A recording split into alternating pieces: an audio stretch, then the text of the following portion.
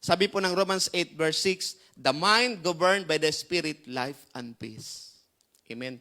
Ang ibig sabihin ng taking your thought captive ay nagkakaroon ng control sa mga bagay na iniisip natin sa sarili o sa buhay natin. Amen. Na ang isipan natin ay sumusunod kay Kristo lamang. Amen.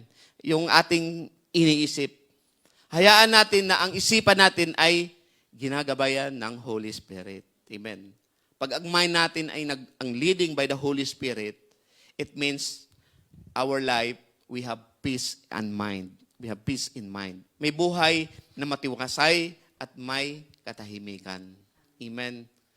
Kaya para maranasan natin ang victory over our negative thoughts, we need to submit our minds and our thoughts to God.